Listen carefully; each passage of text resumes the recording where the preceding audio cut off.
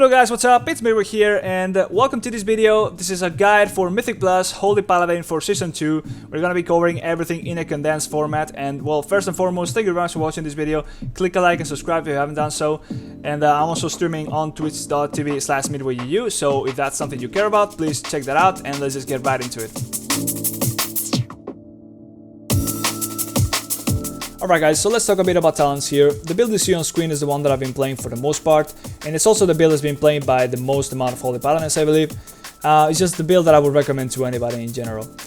Now, let's talk about some of these talents. We do play Lighthammer now because it adds a lot of damage, and we don't play Crusader's Might anymore because of the nerfs to it, and because the nerfs to our mana cost him some spells, so it just kind of drains our mana, and we lose out on a lot of damage from Lighthammer if we don't pick it.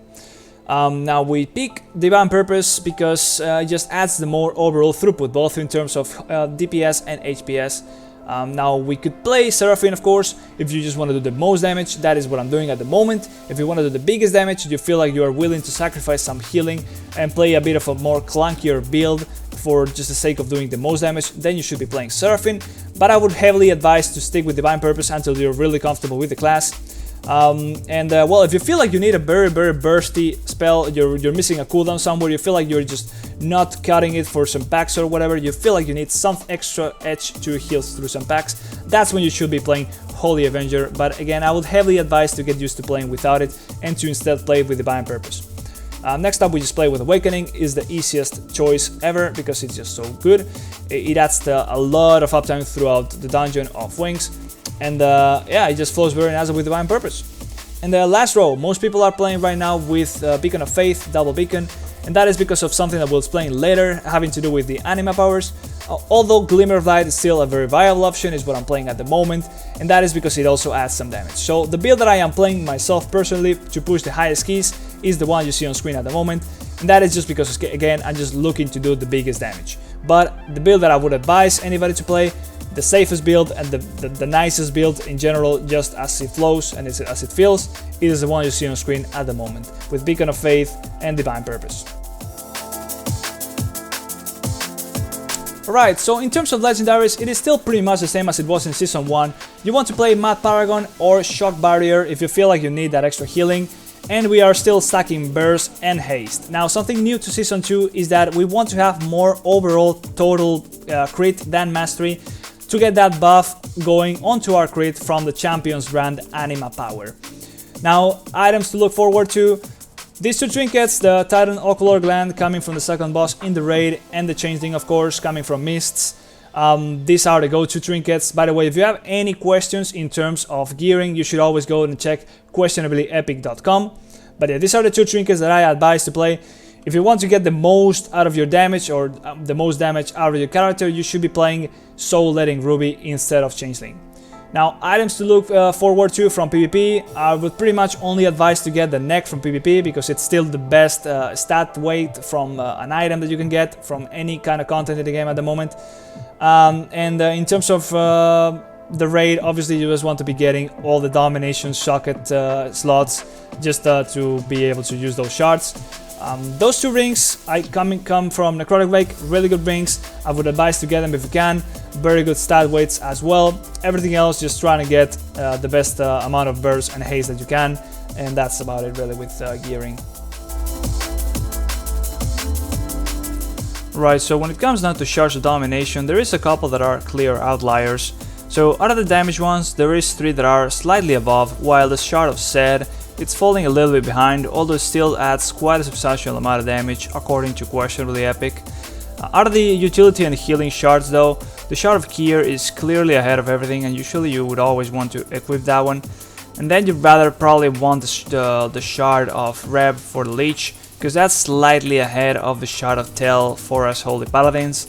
Now you could switch around and maybe like play with one of the utility healing shards, for example equipping the shard of Reb, or maybe switch it out for the shard of Seth for a little bit more damage. There is a choice that can be made, but usually the shard of Dees, the shard of Cord, the shard of Beck and the shard of Kier, those are clear choices there, and you will never want to swap out of any of those.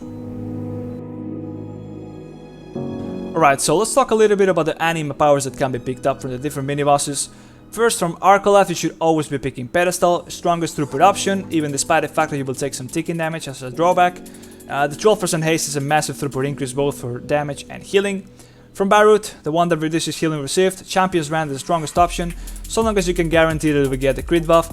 If you get the mastery buff instead because your mastery is higher than your crit, then this power is kinda useless for Mythic Plus, and therefore should instead be picking Overflowing Chalice, the power that gives you the mana orbs while in combat.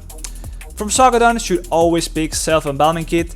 This power is a massive survivability increase, as well as a throughput increase throughout the beacon transfers, especially if you are playing double beacon, it greatly synergizes with that power. Then from Oros, should always pick the power that increases the rate at which you regenerate mana when eating, but be mindful that this power only works if you are using food that also regenerates health as well as mana.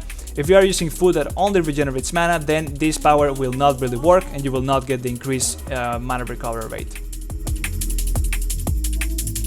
Now in terms of Soulbinds and Conduits, there is now about 2 builds that are being played mainly. The first one here is, of course, Theotar, just like we did in Season 1. With the addition of the new traits that we are getting here at the bottom, namely being this one where we get some avoidance and speed when we have the well-fed buff, which is pretty nice, and this one that gives us a little buff here and there that we can keep on refreshing, which basically gives us like either 3% secondary stat or one of either secondary stats, or intellect. So we rather get intellect or burst out of this, but whatever we get, it's welcome. And then the rest of the tree is pretty much the same.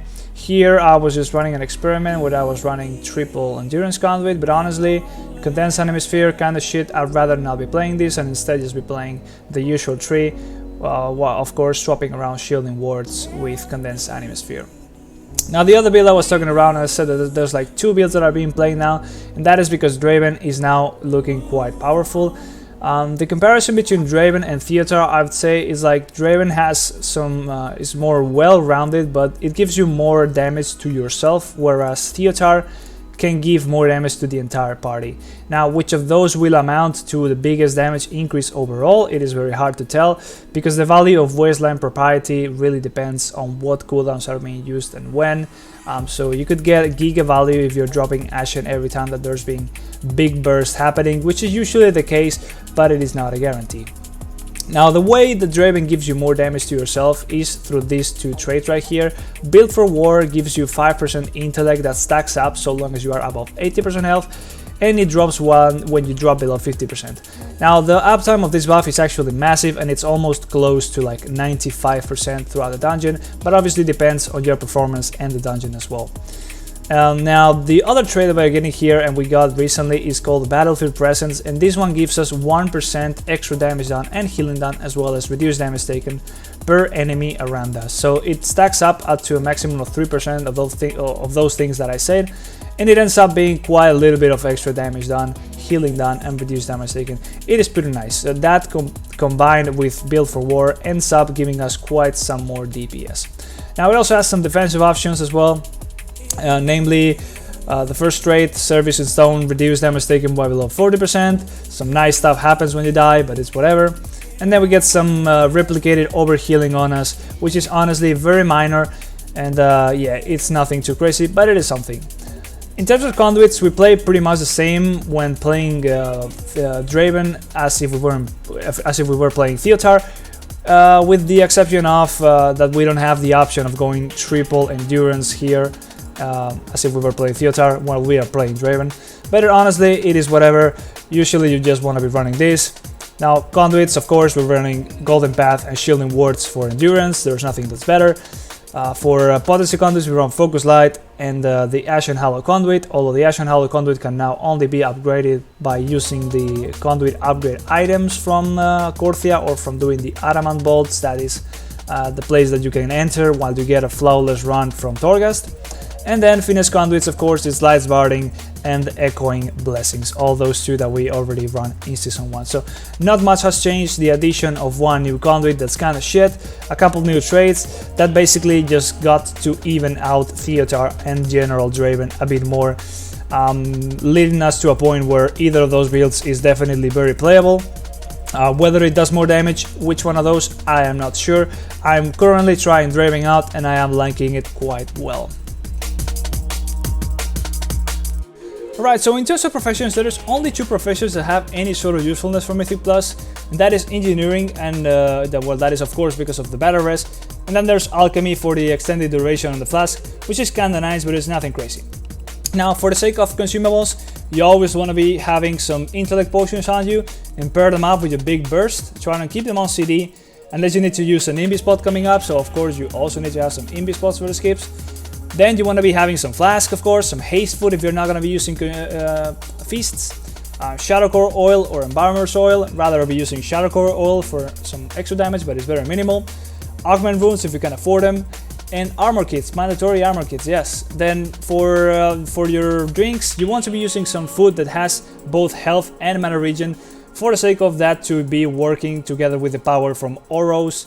The anima power that increases the rate at which your mana regenerates, because if it does not have health regeneration as well on the tooltip, it will not work and it will not give you increased mana regeneration rate. Now you also want to have some rest items, of course, if you are an engineer, never forget those. Some mana pots go a long way if you kind of like are in a clutch situation and you need some extra mana to save somebody's ass. Health pots, of course, never forget those and forget to use them, very important. It can save an entire key if you use a proper health pot. And then some backup drums can be nice in some situations, just in case your comp kind of sucks us, or for whatever reason your person with lust just happens to die. But yeah, those are the consumables you should always look to have in your bags. Okay, so well, this is the end of the guide. I hope you find it useful, and well, please drop a like and subscribe if you haven't done so yet. I will also be streaming live in Twitch at twitch.tv/midwayeu. And yeah, I really appreciate you watching this video, and I'll see you guys next time. Bye bye.